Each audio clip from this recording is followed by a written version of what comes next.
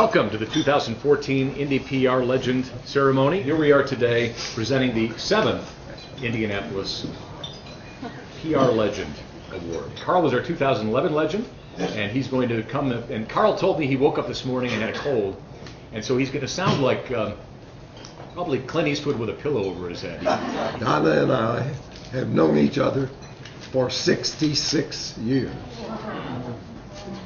Since the day I walked into the Indianapolis Times afternoon newspaper, where she was already employed, I had just extorted a journalism degree from Butler. And in those years, we have become wonderful friends, which I've always appreciated deeply. But there can be, from time to time, a hiccup.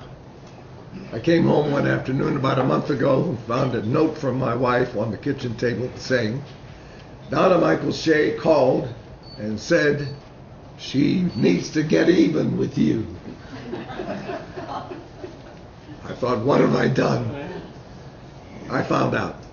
She told me when I was honored, she spoke on my behalf, and now when she's honored, she wanted me to speak on her behalf. She got even. Donna, I have come to regard as the rocket woman. Of all people I know, she is the most self-propelled. The self-propelled. She has the intelligence to know where she needs to go, what she needs to do, the way to figure out how to get there, and the ability to do whatever needs to be done. It is a marvelous capability, and she has had it since World War II, when she was a senior at her high school in Marion, Indiana. She made wonderful grades in all the subjects except one. She was the editor of her high school monthly newsletter that told about the wonderful things that were happening, and in particular, how the students there were supporting the drive for war bonds. She is taking a journalism class, and in connection with that, she had the idea to let the whole city know about what was happening. She wrote up a story and took it upon herself to go downtown and take it to the newspaper. And they published it. What a great thing. She was really elated about that. So much so that she next week wrote up another story and took it down. And about the third time this happened, the guy to whom she reported thought, hey, we're short-handed. We could use somebody like this. And so he arranged for her classes to be collapsed into the morning so that every afternoon she could work for the paper. But he did have a question. He said, everything you bring me is handwritten. Why is that? She said, I flunked keyboarding. He said, we can fix that. So what she would do was, after lunch, she would visit the post office, the courthouse, police station, and other places to collect what information she could and take it to the paper and work there, and also cover school board meetings, and became a stringer for United Press, the national news gathering and operation, was headquartered in Chicago. All of this resulted in the fact that when she graduated, instead of going to Hanover, she went to Indianapolis to go to work for the United Press office there. She found the office, found the building, found the office was in the same office with the newspaper, the Indianapolis Times. Oh, by the way, I forgot to tell you, her salary was $18.25 a month. And when she went to Indianapolis, she found out that the Indianapolis Times would pay $5 a week more than United Press. So she went to work for the Times at double the salary, $36. And made her name in one day. The first day she worked, the assistant city editor was running the desk, and he gave her a couple of obits to do and a couple of other small assignments, and then told her that there was a movement going on called Who's Your Heroes, to honor veterans of World War II, especially those who've been wounded. And he gave her the name of a man who was one of those, and said, I want you to get in touch with him and then write up about 5 paragraphs. Well, when she got in touch with him, she found out something really interesting, that he had been treated with plasma, blood plasma, and nobody had ever heard of that before. One of the first people to ever get that treatment. And she found out what it was all about, and in addition to the 5 paragraphs, she wrote a feature story which showed up on the front page the next door, and she was off and running. Her qualities are really something in that she has great powers of observation that enables her to take in everything quickly. Great powers of selection in knowing what is most important to do. And she is a very fine writer because she could take all that and make a great story out of it. Once in a while there was a hiccup. She went out to check on a lad who had been riding his bicycle and suffered a peculiar accident. And in calling in the story, because his hair was the color of hemp, she described him as tow-headed. And it came out two-headed.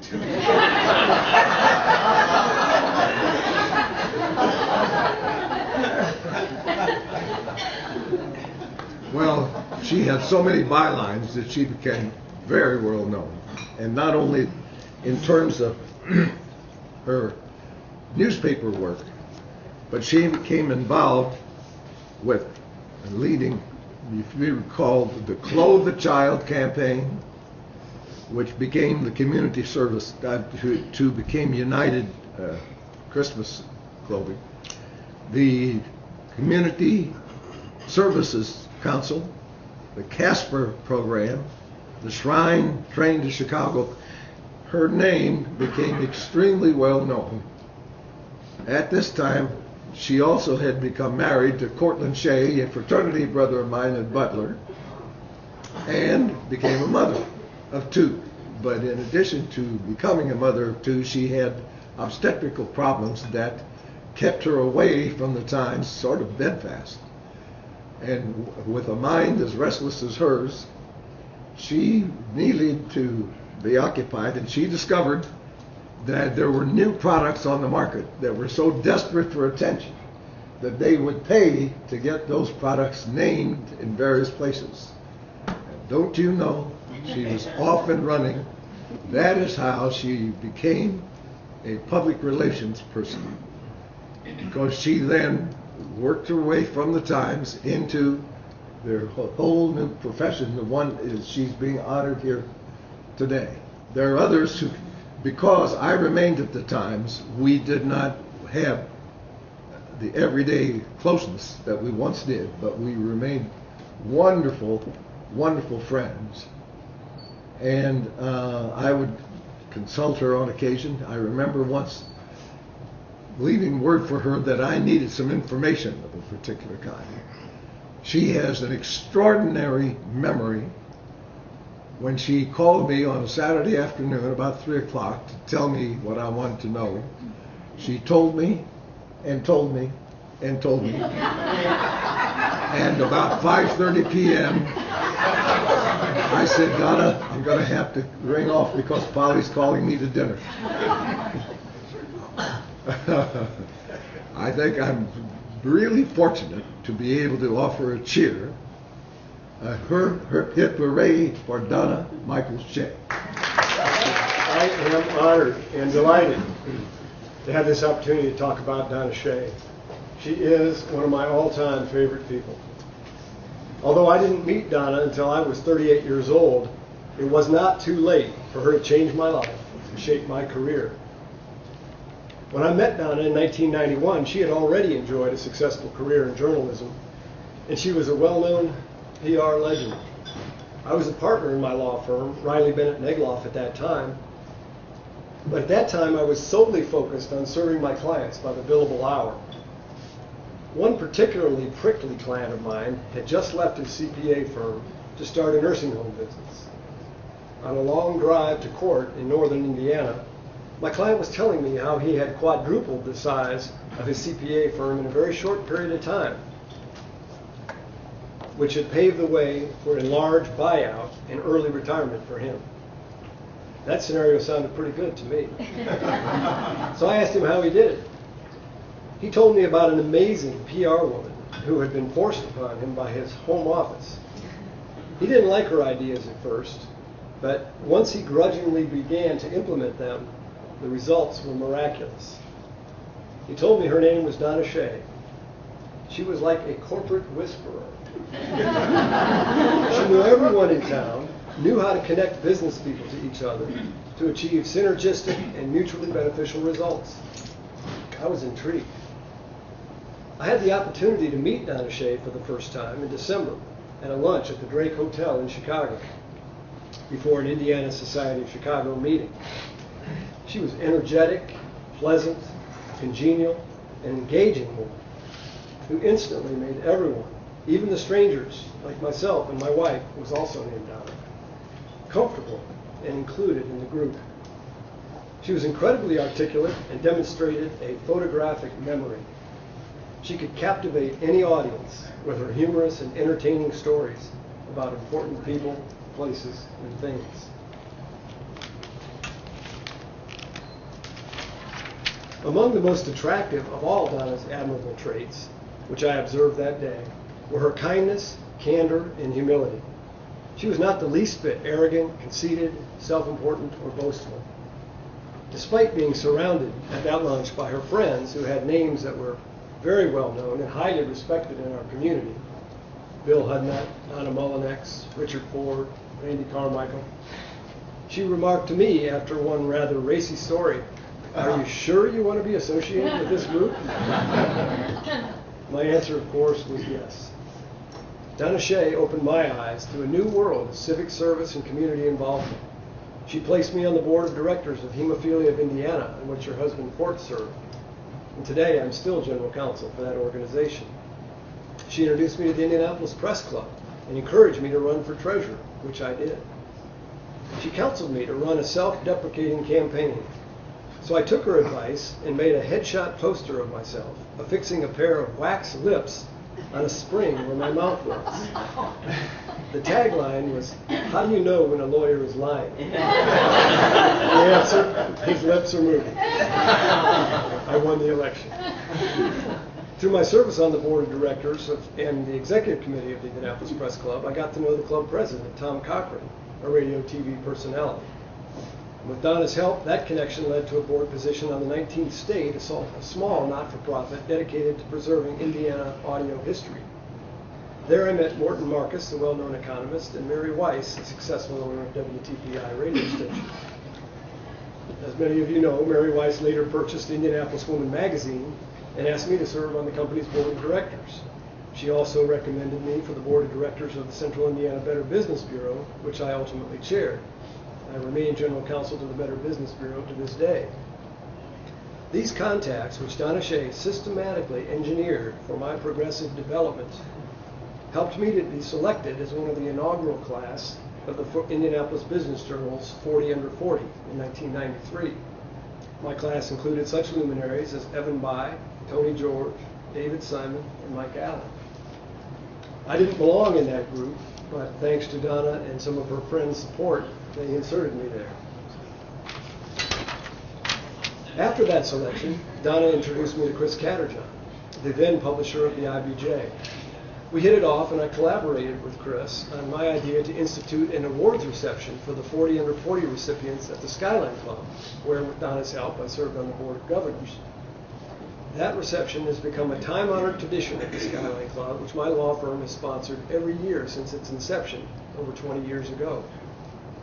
Each year, that reception presents an excellent opportunity to meet, mingle, and network with some of the most influential up-and-comers in our business community.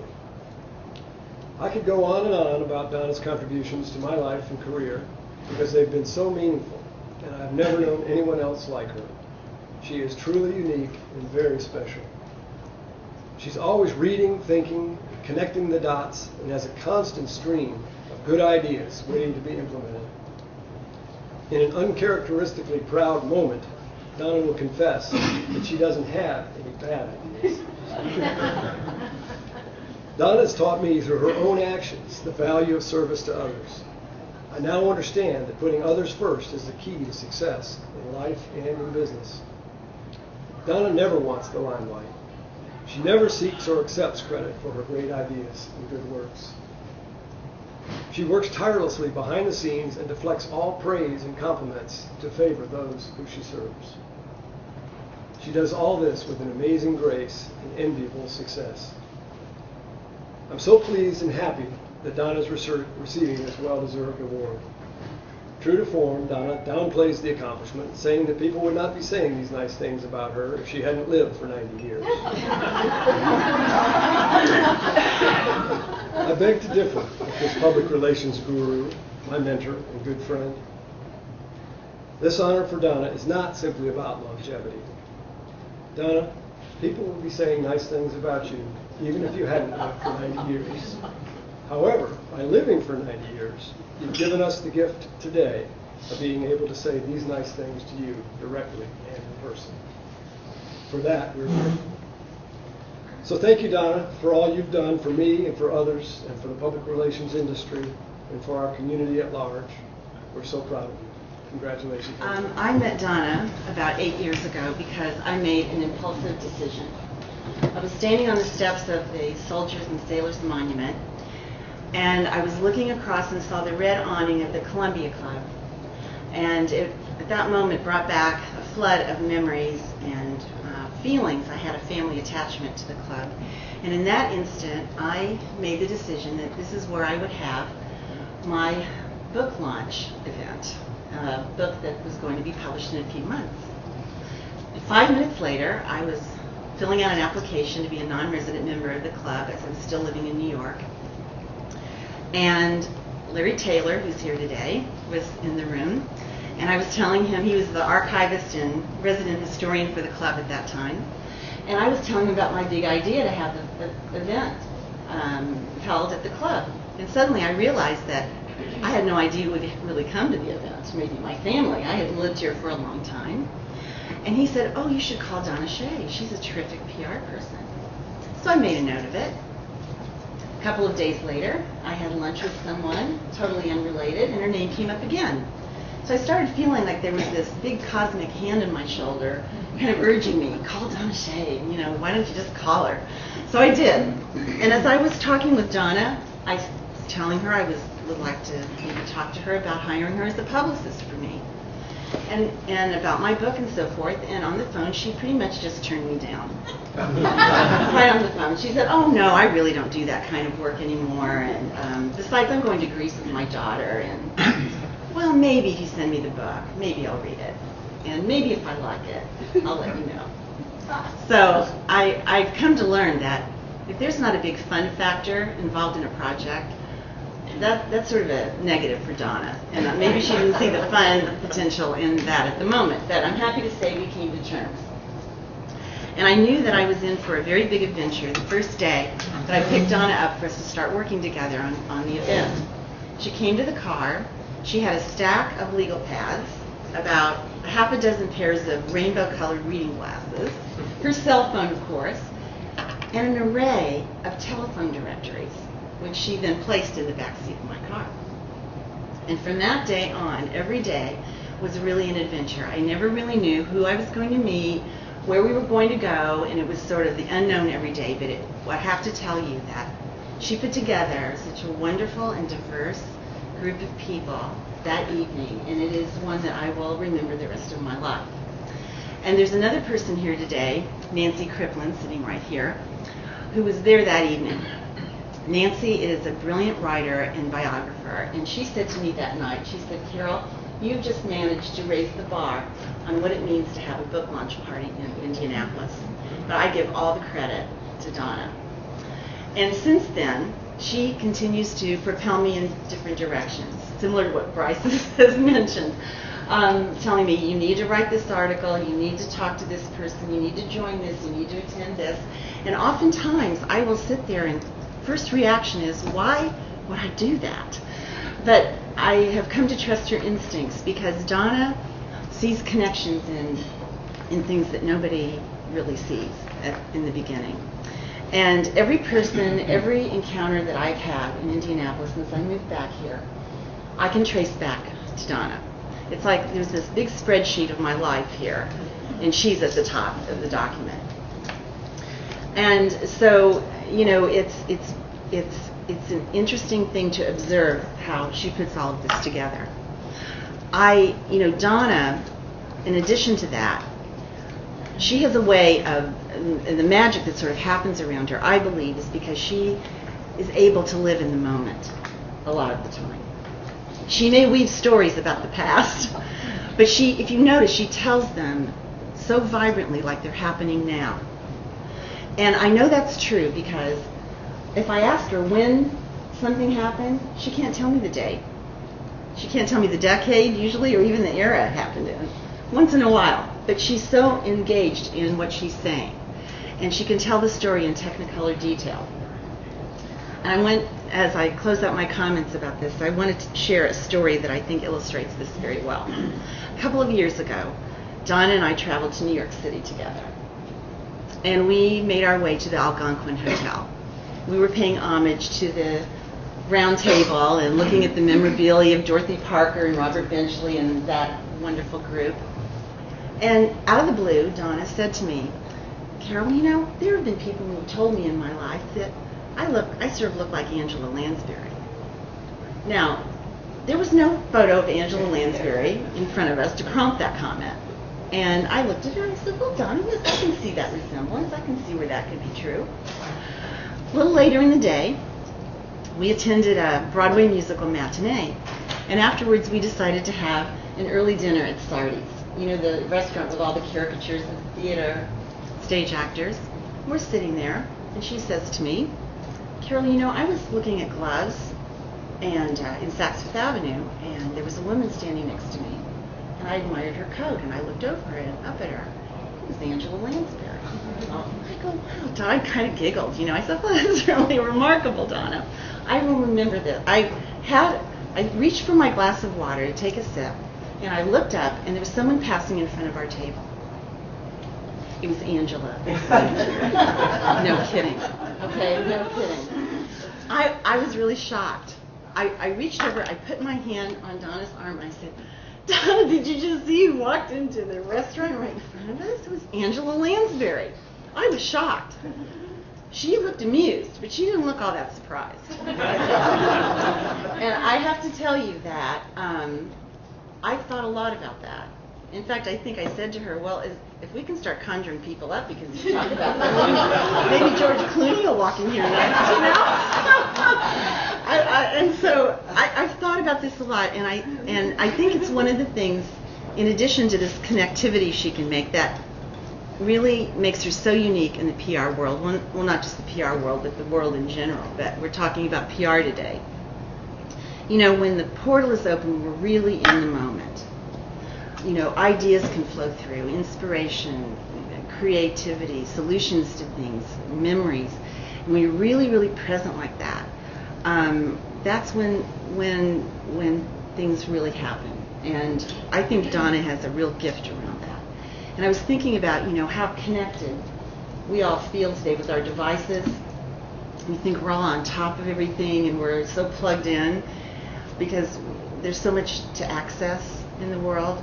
But I think really it's more like we're anticipating the next thing, the next moment, the next email, the next text. I don't know how present we really are with all of that. But Donna is.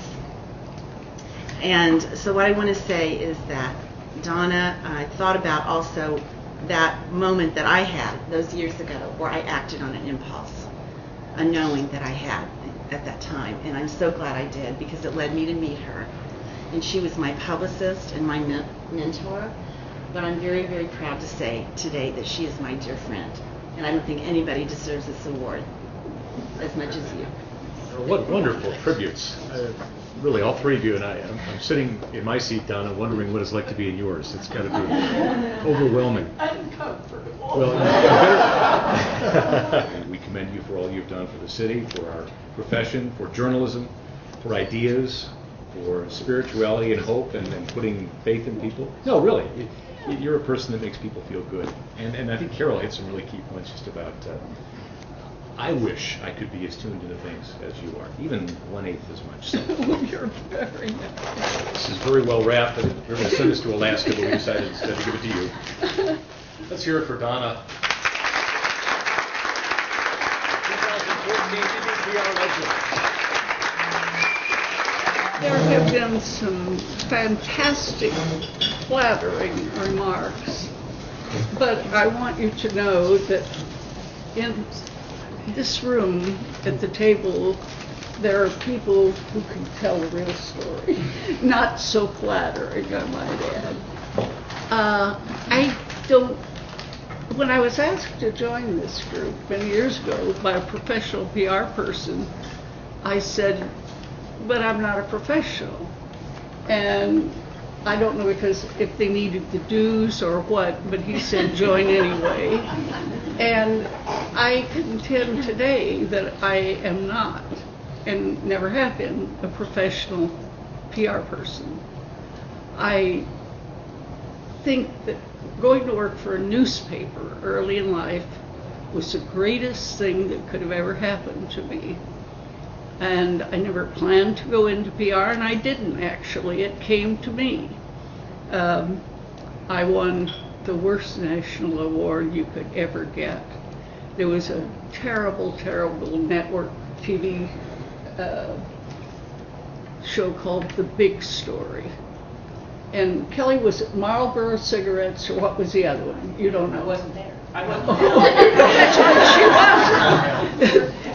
In fact, she was on her way to being born during this period of time.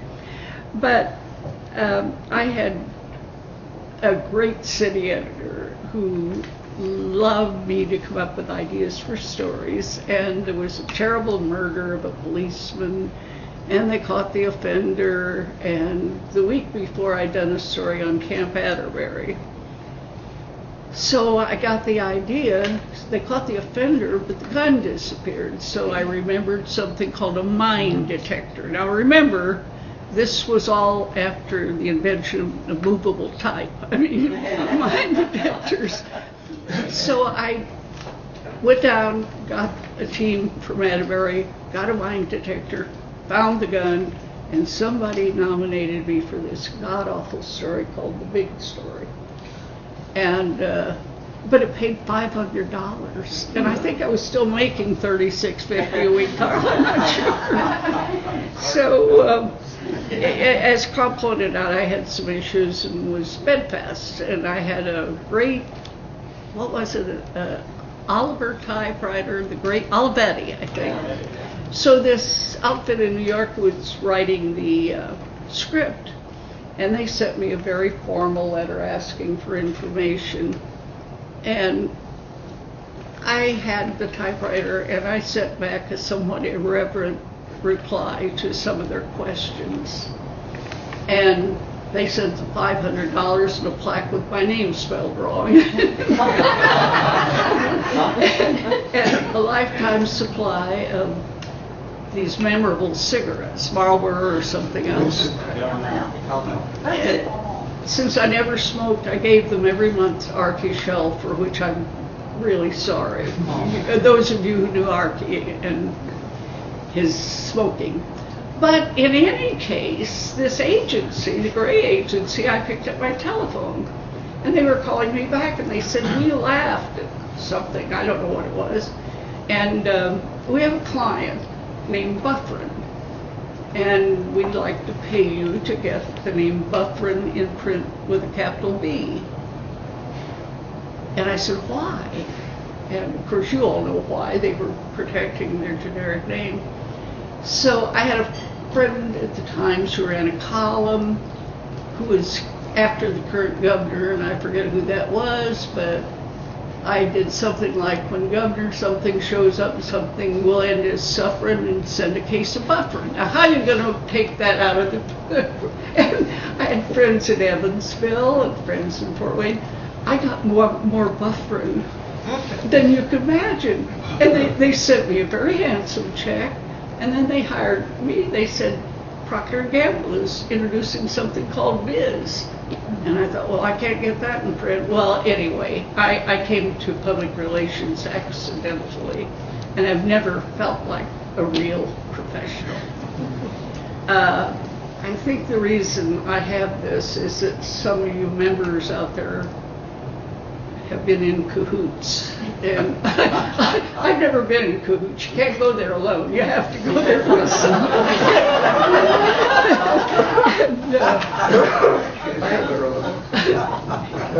More recently, I've been in limbo. As you know, I had to postpone this because something started going wrong with the organ in my body I've used most in my lifetime, in my mouth. And if I suddenly stop speaking, if any of you have ATT-Uverse, you know how suddenly it freezes on you and everything stops and the audio goes away? Well, that's what happens to me. So if I stop speaking, you'll know why. But I have admired everything that I have seen in every preceding legend. I worked with Jim Hetherington, and we did panels together, and they always introduced me as having been with the now defunct Indianapolis Times. And there was a day that Hetherington and I were on a panel together, and they introduced him with his big title. And then, of course, came the now defunct Indianapolis Times. And so I got to my feet and I said, yes, it is true. I was with the now defunct Indianapolis Times. So was Jim Hetherington. But I didn't funk it. It was very funked when I left. And it just sort of went on from there. I started out, it is true, for $18.25 a week. I just got so tired of trying to find a new lead for that story, I decided I could put a quarter with it and buy a war bond and move on. But that $18.25 is not what paid off for me. You're looking at an undereducated, underachieving, mathematically challenged human being.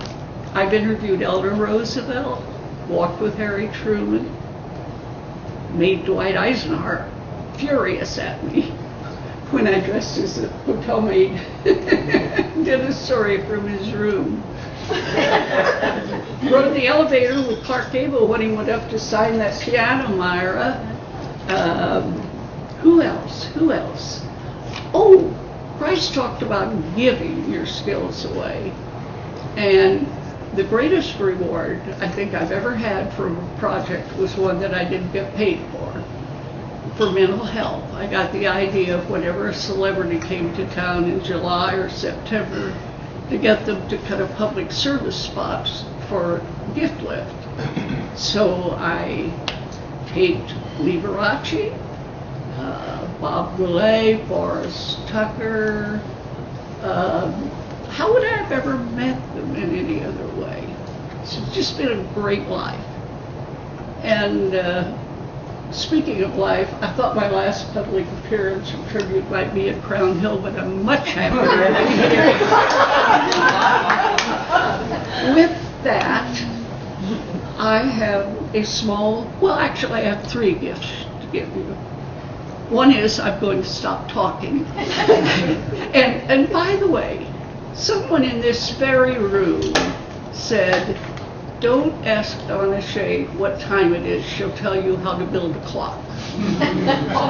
And there is a little cheat sheet there for you to fill out referring to my organizational skills. Now, Carol Fanzi may appear to be my friend as she stood up here, but it was she that put that question on there. I once knew a business editor at the Star named Don Campbell, next to Reed Duffy, one of the funniest men I've ever known. And there was some project for the press club, and they said, why don't we get Donna Shea to organize it? And Don Campbell looked at them, and he said, Donna Shea could not organize a brace of ducks to cross the road without having them break rank and rob a filling station. So, to those of you who were in cahoots and planned this, I thank you. And I've never been there. I am planning to go now to incognito because nobody ever recognized me. One more.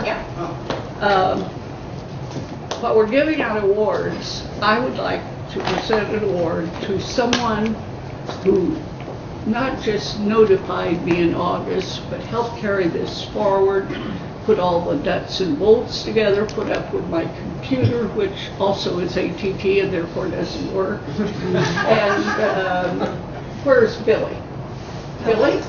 Billy? Billy? She did it all.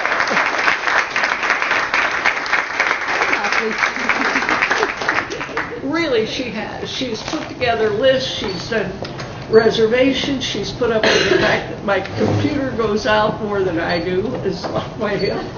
And I am going to leave a gift for each of you. It is my public relations crest, my creed, and it will be there as you go out the door. And I have invited Will Higgins to make nasty remarks from the floor, Reed Duffy, or anybody else who wants to say it. There you are. That is a martini, is it? Of course it is. Okay. I had colored that all of myself. Donna Shea.